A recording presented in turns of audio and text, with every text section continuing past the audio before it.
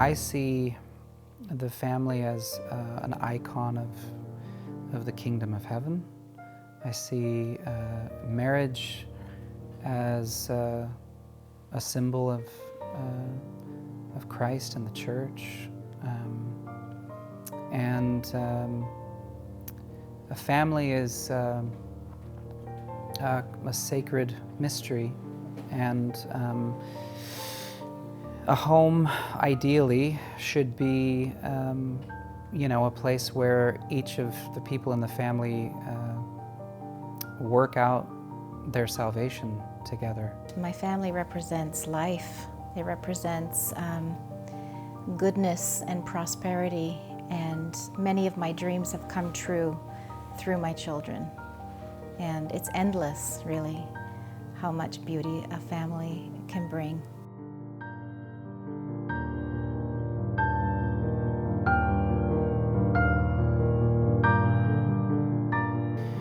Having children at a young age for me was an incredible blessing. The best thing that a father can do is for his children is to truly love their mother. And there's something about that is very powerful. So I was 21 when my first child was born, and it's being a parent is exhausting. It's a lot of work. It's a huge, massive responsibility, and it shouldn't be taken lightly. But it's also, I think, one of the most profound gifts. It was a definite transformation of the soul to become a mother and understand what that is. And I think that when you do that to the best of your ability, you can do anything. You can face anything. The postpartum depression was difficult, and by the grace of God, the Lord helped me through that, through a lot of prayer and searching and some appropriate counseling, some Christian counseling. It was able to break. I had a hard time with motherhood in the very beginning. We're birth givers. Like, we have an incredible calling in life, and it should be honored. And then now it's like I want to have more children, and I want to be with children. I want to, I got to teach children for about 7 years in my kids' school, and I would love to continue to help and be there for children as much as possible. In the context of God's grace, I don't really feel like I've achieved anything. Like, if there's anything, I've said this to my children too. I've said, if you see anything good in me, I want you to understand that that's the grace of God. It's Christ, So I take responsibility for everything that's wrong with me, or any ways that I've hurt people or, wounded people in any way. That's me. And any of the good stuff is the grace of God. And, so I don't really think of it in terms of achievement. I was singing a song this week. I was kind of in the middle of writing it, and what was coming out was, something like, I pray, thy kingdom come. I am nothing, I am wrong. This is my story, this is my song. To you all glory belongs, And so that's really the hope and the prayer. I mean, it's anything good is really a gift from God. My greatest achievement is the fact that I found Christ, because He saved my life. I think just staying okay to God is my greatest achievement, because through that, all my dreams came true. The love of my life came to me, a beautiful family, and I continue to grow and learn about myself. If I haven't been born, then what? For me? I wouldn't know. What about the world? Oh, I don't know. I don't know. I don't think, it's kind of a strange paradox. I don't feel like, how do you say it? I don't feel like God is in need of me or, you know, anyone in that sense. Like he's capable, you know. So, you know, in whatever small way that myself or my family has been able to be a blessing for the Orthodox Church is very small compared to the blessing that the Orthodox Church has been to us, you know. So we talk about our faith because we love the Church and we love Christ, and there's nothing, for us, there's nothing that is more beautiful than that, you know. So as an artist, you have to talk about what you find beautiful.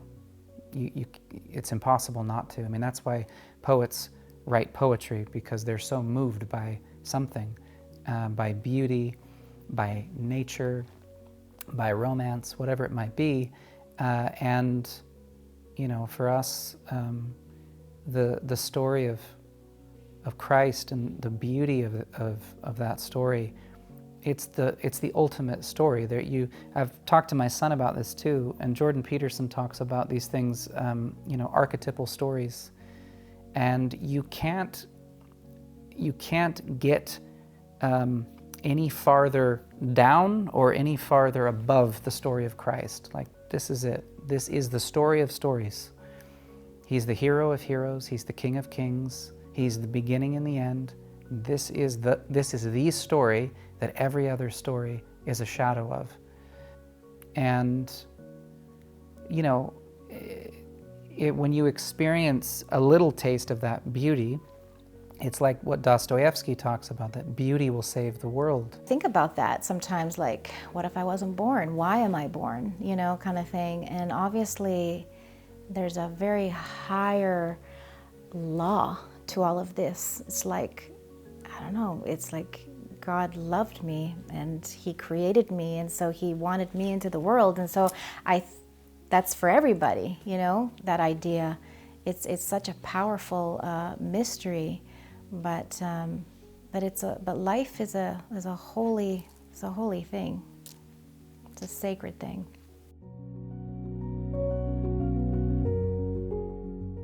Yes. I used to be pro-choice in my 20s, but I wasn't thinking it through back then. It was just the narrative and the propaganda of just teaching me that I can have an abortion at any time, and these are the reasons why, and you just sort of take it in, and you don't really think it through or look at the evidence.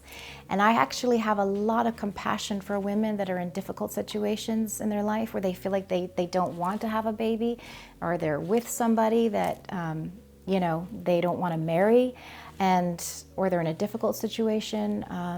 And I have a lot of compassion for women that are in that situation, and they deserve a lot of love, a lot of care, and there should be a lot of support for women to have the proper care, not just in the pro-choice side of things, but in terms of, if you are pregnant, you know, to be heroic and have this child.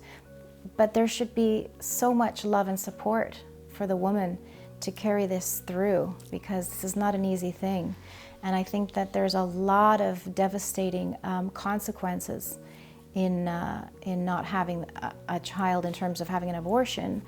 There are traumatic results and testimonies, and I just wish that both sides were talked about. But we know the popular side is to just get rid of the child, and here's why. But there are other voices. There are women that need to be heard as well, so that you really have the choice of hearing both sides of the story before you make your final decision.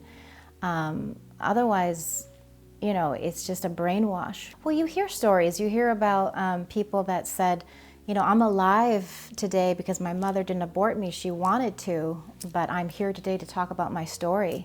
There's I don't know her name, but there was a woman who was born out of a botched abortion that didn't work out, and she was able to tell her story. I mean, there's so many stories out there in terms of what's happening in the womb, and how many women can't have children after they've had abortion, or the torment that they feel later on in life. the regret. I know not all women feel that regret, but there are many who do, and I have compassion for these women. Most pregnant women, a lot of the times, go through fear. It's very common to go through fear. You're scared, like, how am I going to raise this child? The responsibility, the constant self-sacrifice, all of these things, yeah, they go through your mind all the time. I mean, at different times, you're faced with this, absolutely. And just because you fear, it means you have to try to deal with it in the best way possible. And when you get through it, you know, there's amazing results that you gain from this kind of love. If they're backed into a corner where they feel like they have no other choice, you know, but to have an abortion, then that's not really giving them a choice. And, you know, what they found is that when young women, in particular, who are in a very difficult situation, when they're given help, when they're given resources, most of them want to keep the child, right? It's very rare that you'll find someone who, you know, is going to go through with an abortion just casually. I mean, that's not, you know, this is a really heavy, heavy, heavy thing. And so the first step really should be trying to provide that kind of love and support. When it comes to something like abortion, we know what the truth is. As a Christian, you can't say that it's okay, you know. And this has been there from the very beginning. This is the teaching of the 12 apostles. This is in the ancient writings of the church. The church teaches very clearly that, you know, we cannot take life. I found it very interesting. I was reading about the early Christian martyrs, the women martyrs.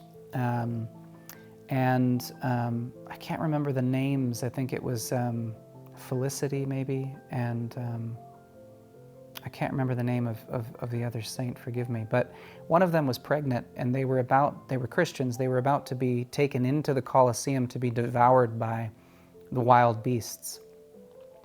And the pagan Roman law at that time would not allow this woman to be fed to the wild beasts because she had a life in her.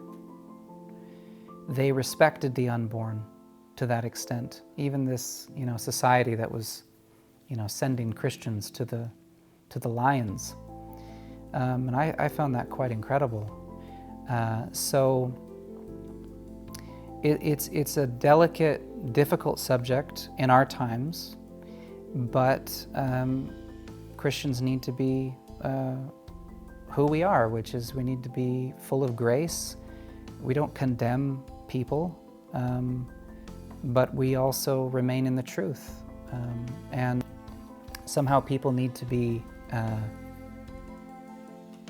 brought into a revelation of the gift of life. This is a gift, it's a miracle, and it's a gift. And the more we understand life as a gift from God and how precious it is, how valuable it is, then we'll be able to see clearly.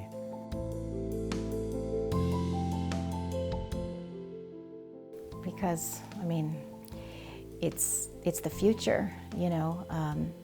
It's a beautiful thing to help. I mean, we don't want anybody to die in general. If somebody's in a car accident, or if somebody's had some kind of accident somewhere, you know, or if a baby's born but there's something wrong with the breathing, you know, we do everything we can to try to save a life all the time.